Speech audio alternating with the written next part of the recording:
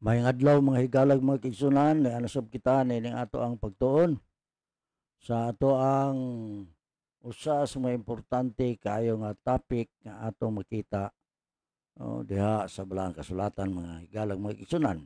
Ang pangutana sa ato ang sa atong pagtuon, may nabilin ka ba nga masaligan? Mao kini ang atong topiko. Karon ang katapusang pangutana labi na gyud sa ato ang pagtuon, no? Ang pangutana nagakanayon mga higalag mga kigsunan. Ngano nga ang Biblia mao ang imong pinakamaayo nga kahigayonan para sa dayon nga kalipay o pagidait, no? Ngano, no? Sa English nga pagkasulti pangutana nga, why is the Bible your best chance for lasting happiness and peace? No, mo niyang pangutana. Now, ngayon pa diri sa ato ang pagtuon, no? Salmo 119:105, ang Balaang Kasulatan nagaingon, ang imong pulong maoy usa ka lamparahan sa akong mga tiil o kahayag sa akong alagianan, no, sa akong dalan. So, dinhi mga higalang mga kigsunan, sa mao nga teksto sa Balaang Kasulatan giingon nga ang pulong sa Dios kahayag sa ato ang dalan sa agianan nato. Naman, nasayod ta nga kung walay kahayag, ang posibilidad mao dili nato makita ang dalan, at the same time posible ta nga mga pandol, madamag ta o tungod kay ngit-ngit. Apan tungod kay hayag, so magiyahan ta sa atong paglakaw. Sama sa Balaang Kasulatan, ang pulong sa Dios mga higala kahayag na alang kanato, no?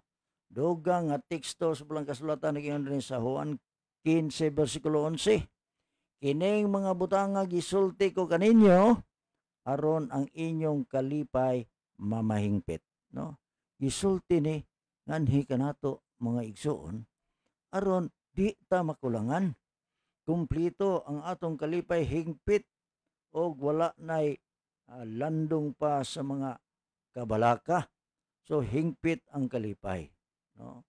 Dili susama sa atong kalipay karong panahon na nga sukwahi ra gyud pandiha sa mga pulong sa Ginoo ang atong kalipay mamahingpit, no? Dugang nga teksto nga muhatag og dugang nga makahimo kita sa pagpamalandong nga ang pinakamaayo nga kahigayonan dayon nga kalipay ug pagkidait diha gikan sa Balaang Kasulatan. Niingon din sa Henesis 1:27, sa dagway sa Dios iyang gibuhat sila. Ngano man nasayod ta nga ang tao gikuha gyud diha sa dagway sa Dios, gibuhat sila, si Adan ug si Eva mga higala mga kigsunan.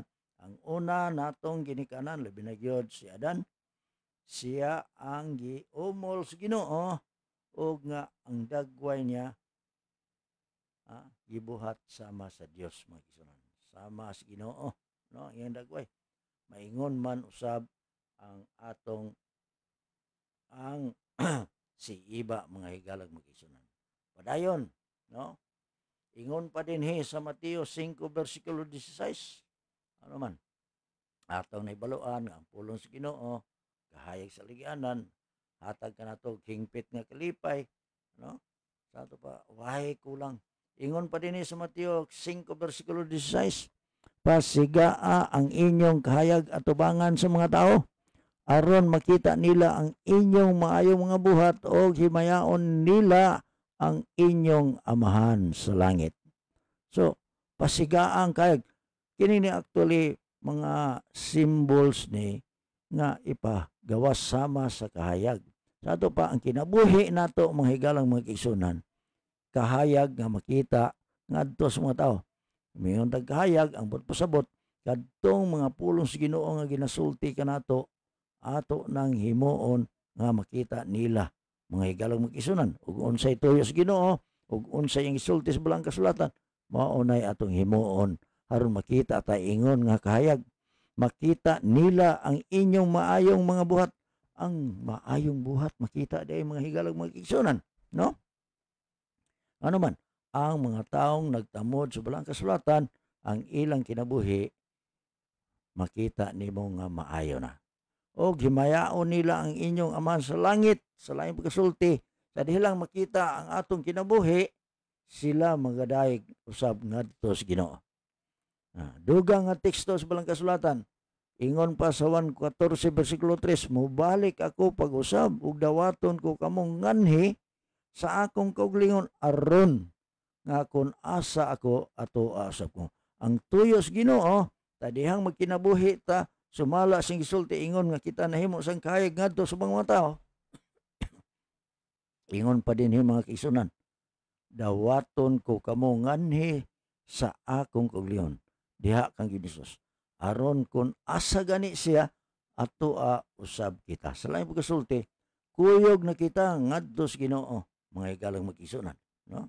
Makigduyog o makigkuyog ta kaniya tungod kay ang kahayag diha sa mga pulong nga ato nakuha, tungod kaniya kita nahimo usab nga kahayag ngadto sa uban. So padayon, ingon pa din mga kaigsunan, tungod kay kini nagtubag sa labing makalibog nga mga pangutana sa kinabuhi, no?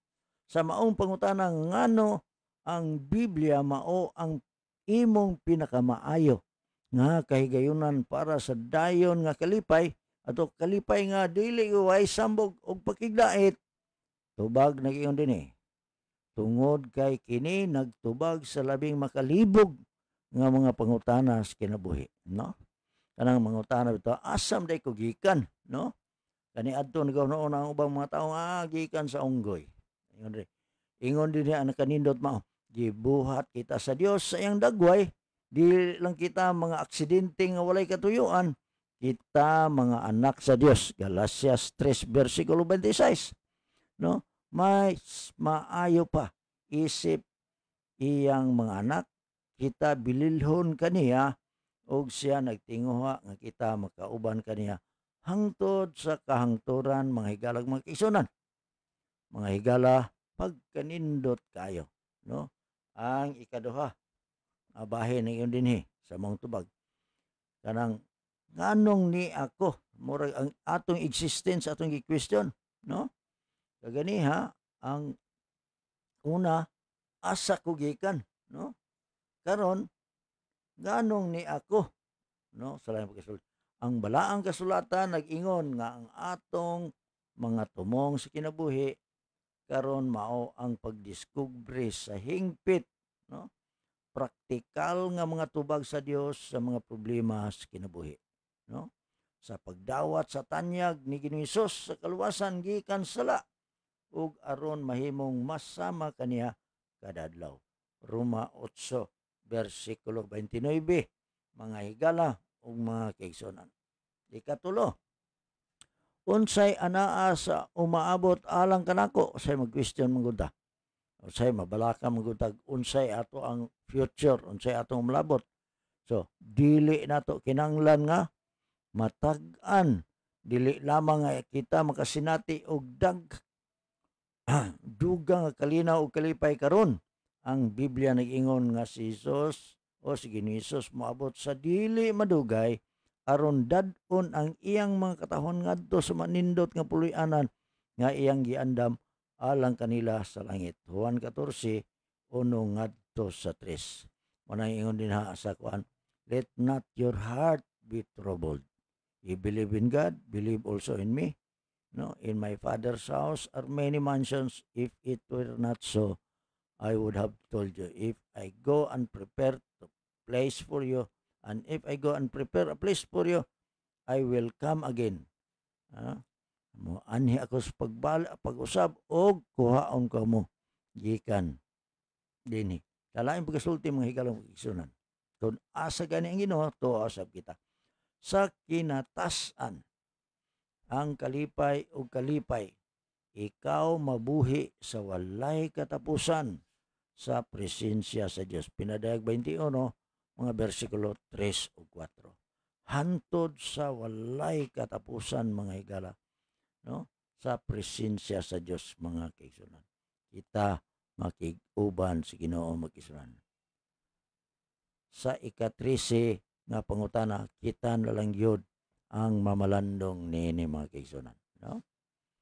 Mapasalamaton ka ba sa Dios sa mahigugmaong pagtubag sa labing makalibog nga mga pangutana sa kinabuhi? Kita ang magatubag niini mga higalag mga kaigsunan. Nakita nato mga kaigsunan, ug nasayod ta mga kaigsunan, nga ang Dios silabihan ang iyang gugma nganhi kanato, no? Nasira ang atong usa sa mga importante kaayong topiko, no? May nabilin ka ba nga masaligan? Atong hinumduman nga makasalig ta sa pulong sa Ginoo mag-igsunan, og ang iyang pulong dili gayud mapakyas. Sa nanglabay nato nga pagtuon sa matag adlaw atong nakaplagan ang kasiguruhan diha sa iyaang mga pulong. Niining kagabion ang gisgutan nga ang iyang pulong mao ang kahayag sa atong alagyanan. Sirhan nato ang ato ang pagtuon og ugma sa lain sa adlaw mga higala, magsugod ta sa ikaduhang topiko nga atong pagisgutan. Panalanginan kamo sa Dios ug daghan king salamat sa inyo ang pagkuyog kanako sa pagtuon niining maong adlaw.